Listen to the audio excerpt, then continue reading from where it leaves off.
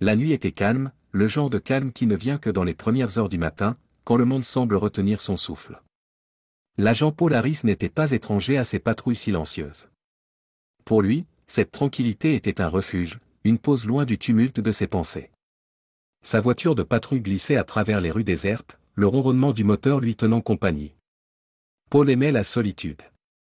Elle lui permettait de réfléchir, de se recentrer, d'échapper au poids de son passé, ne serait-ce que pour un instant. Mais cette nuit-là, le silence fut brisé par le grésillement de sa radio. La voix de l'opératrice était calme, professionnelle, mais les mots lui envoyèrent un choc. « Agent Harris, nous avons un signalement d'une femme inconsciente près du vieux parc de Caravan sur Elm Street. Urgence médicale possible. Faites preuve de prudence. » Le cœur de Paul s'accéléra. Il connaissait ce parc. C'était un endroit que l'on évitait, un coin oublié de la ville où la vie était dure et l'espoir rare. Il alluma ses sirènes et accéléra vers la destination, son esprit en ébullition. Qui était cette femme? Que lui était-il arrivé? Et pourquoi cet appel semblait-il différent de tous les autres? Avant de continuer, n'oubliez pas de vous abonner à notre chaîne et d'aimer cette vidéo pour nous soutenir. En arrivant sur place, ses phares transpercèrent l'obscurité, illuminant les rangées de caravanes délabrées. L'endroit était étrangement silencieux, le seul bruit étant le crissement du gravier sous ses bottes alors qu'il sortait de la voiture. Puis, il les vit, deux petites silhouettes courant vers lui. Des enfants. Un garçon et une fille, le visage pâle, strié de larmes. « S'il vous plaît, aidez-nous » cria le garçon, sa voix tremblante. « Notre maman, elle est en train de mourir. » Les instincts de Paul prirent le dessus. Il s'agenouilla, scrutant rapidement les enfants à la recherche de blessures. « Où est-elle » demanda-t-il d'une voix posée malgré l'adrénaline qui pulsait en lui. La fillette pointa du doigt une caravane au bout de l'allée. « Là-dedans. » Elle ne se réveille plus. Paul n'hésita pas. Il suivit les enfants, sa lampe de poche perçant l'obscurité tandis qu'il le guidait vers la caravane. La porte était entr'ouverte, et l'air à l'intérieur était lourd, une odeur de moisissure mêlée à autre chose, quelque chose de métallique. Son estomac se noua en pénétrant à l'intérieur. Là, sur le sol, gisait une femme. Son visage était livide, sa respiration faible. Dans sa main, elle serrait quelque chose, un badge de police. Le souffle de Paul se coupa. Il la reconnut immédiatement. Cassandra.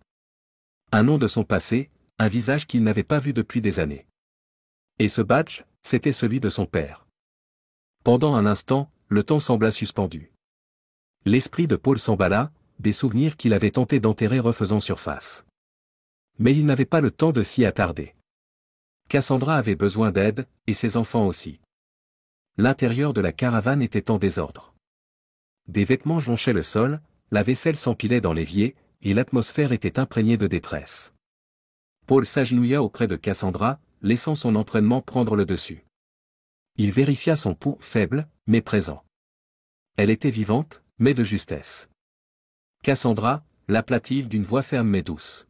« Tu m'entends » Ses paupières frémirent, mais elle ne répondit pas. Paul réfléchit rapidement. Il devait l'emmener à l'hôpital, mais il devait aussi rassurer les enfants. Il se tourna vers le garçon et la fille, recroquevillés dans un coin, leurs yeux grands ouverts de peur. « Comment tu t'appelles » demanda-t-il au garçon. « Jacob » murmura-t-il. « Et voici ma sœur, Maya. » Paul hocha la tête, forçant un sourire. « Tu es très courageux, Jacob. J'ai besoin que tu restes ici avec ta sœur pendant que j'appelle du renfort, d'accord » Jacob acquiesça, serrant la main de Maya avec force. Paul attrapa sa radio et demanda du soutien et une ambulance. En attendant, il ne put s'empêcher de remarquer l'état de la caravane.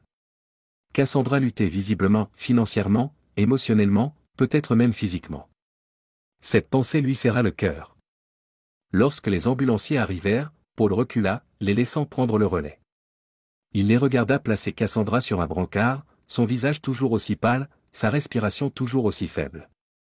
Jacob et Maya se cramponnaient l'un à l'autre, leurs petits corps tremblants. « S'il vous plaît » murmura Jacob d'une voix à peine audible. « Ne laissez pas qu'on nous emmène loin d'elle. » Ces mots frappèrent Paul en plein cœur.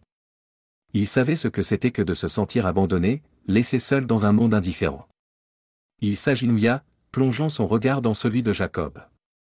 Je ne laisserai pas ça arriver, promit-il d'un ton ferme. Mais alors même qu'il prononçait ces mots, Paul ne pouvait s'empêcher de ressentir une angoisse sourde.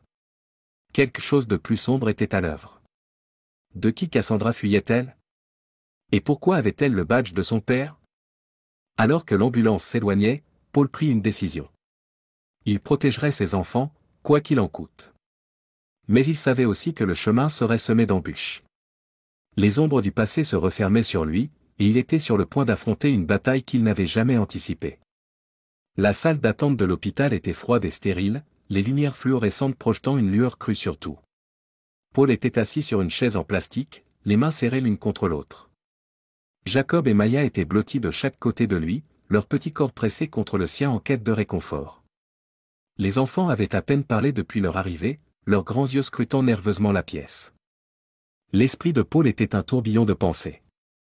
Il ne pouvait s'empêcher de penser à Cassandra, à son apparence, étendue là, si fragile, si brisée. Et ce badge, le badge de son père. Pourquoi l'avait-elle? Que signifiait-il? Son père, un policier à la retraite, avait été un homme dur, strict, distant et souvent froid. Paul avait passé la majeure partie de sa vie à essayer de répondre aux attentes de son père, échouant sans cesse. À la mort de son père, il n'avait hérité que d'une boîte d'objets anciens, dont ce badge. Il n'y avait plus pensé depuis des années. Mais maintenant, le voir dans la main de Cassandra lui donnait l'impression que ce n'était pas une simple coïncidence. Officier Harris? La voix d'une infirmière interrompit ses pensées. Paul se leva, détachant doucement les enfants de ses bras. Cassandra est stable, mais elle est toujours inconsciente.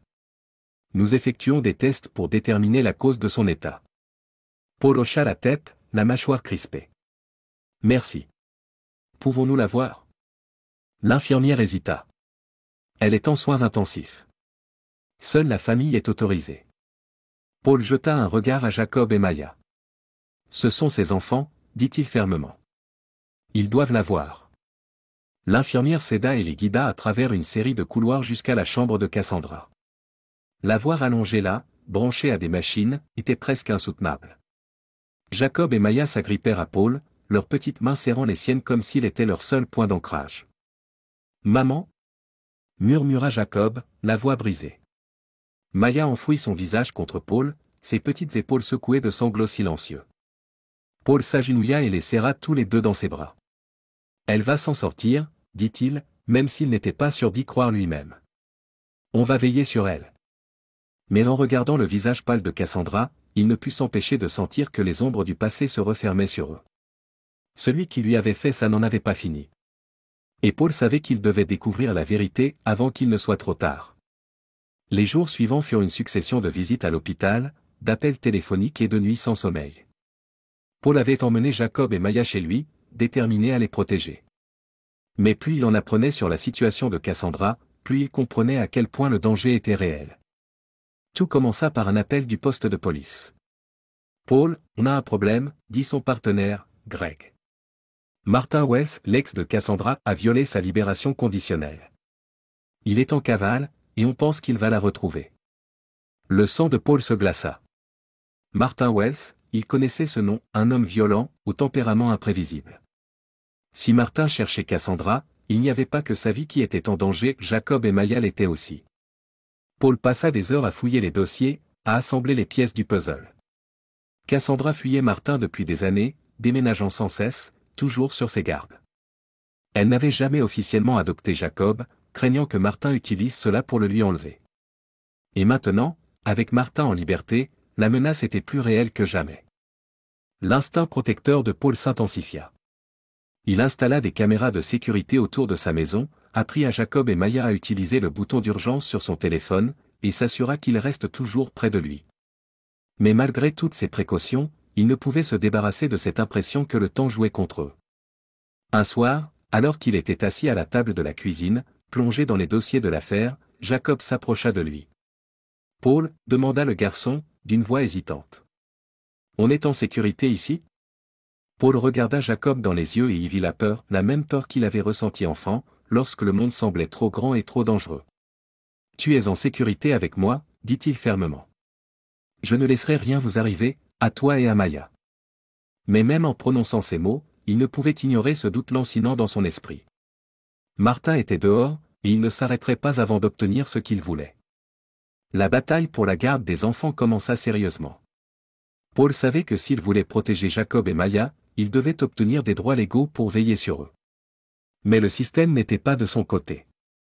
Sans lien direct avec les enfants, il n'avait aucune légitimité pour les garder hors du système de placement familial ou pire, hors des griffes de Martin Weiss. Paul contacta un avocat, Mike Lawson, qui lui exposa la dure réalité. « Il te faudra plus que de bonnes intentions pour gagner », déclara Mike. « Il te faut des preuves que Cassandra voulait que tu sois leur tuteur, des preuves que Martin représente un danger pour eux. Et même avec ça, ce sera une bataille difficile. » Paul s'en moquait. Il était prêt à se battre, quelles que soient les difficultés. Il rendit visite à Cassandra à l'hôpital, la suppliant de signer les papiers de tutelle temporaire. C'était un pari risqué, mais c'était la seule façon de garder Jacob et Maya ensemble. Cassandra hésita. Sa confiance en Paul avait été érodée par des années de silence et de regret. Mais lorsqu'elle plongea son regard dans le sien, elle y vit quelque chose qu'elle n'avait pas vu depuis longtemps, de la détermination, de la loyauté et une promesse de protéger ses enfants quoi qu'il en coûte. « D'accord, » murmura-t-elle, la main tremblante en signant les papiers. « Mais tu dois me promettre, Paul. Tu ne le laisseras pas les prendre. » Paul prit les documents, le cœur lourd mais résolu. « Je te le promets. » Avec ces documents en main, Paul emmena Jacob et Maya chez lui. C'était une maison modeste, mais elle était sûre. Les enfants étaient méfiants au début, leur petit corps tendu par l'incertitude. Mais au fil des jours, ils commencèrent à se détendre. Paul fit tout son possible pour les mettre à l'aise, cuisiner des repas, les aider à faire leurs devoirs, apprendre à Jacob à lancer une balle de baseball. Pour la première fois depuis longtemps, Paul avait l'impression d'avoir un but. Mais il savait aussi que le combat était loin d'être terminé. Martin était toujours dehors, et il ne s'arrêterait pas tant qu'il n'aurait pas obtenu ce qu'il voulait. Paul devait être prêt, pour les enfants, pour Cassandra et pour lui-même. Le calme que Paul avait mis tant de mal à instaurer vola en éclats un soir.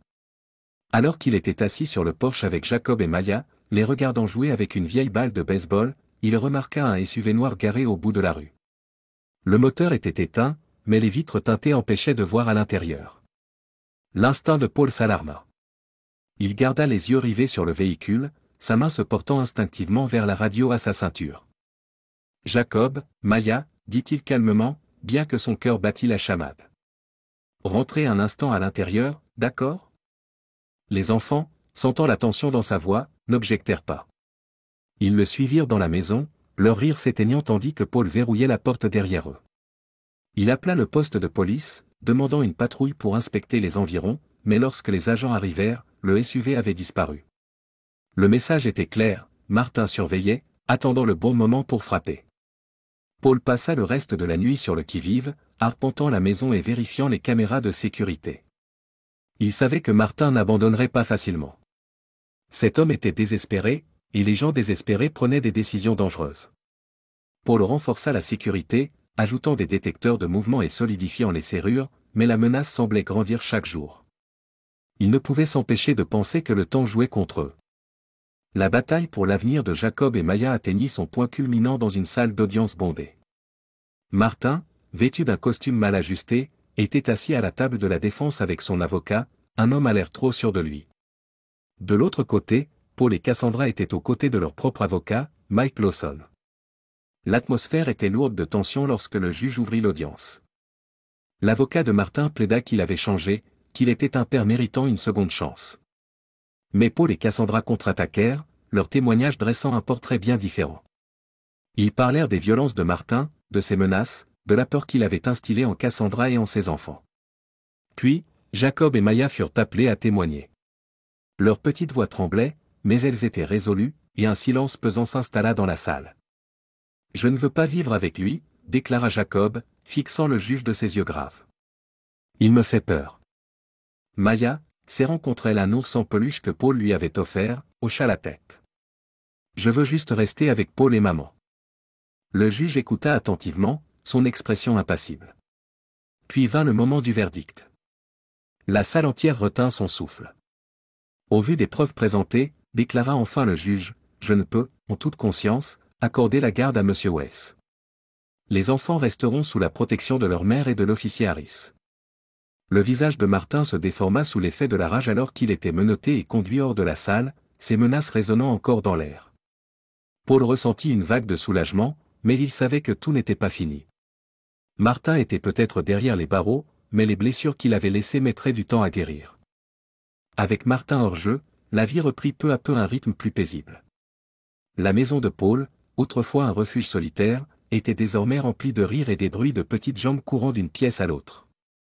Jacob et Maya s'épanouirent sous les soins de Paul et Cassandra, retrouvant leur sourire tandis que les ombres du passé s'estompaient.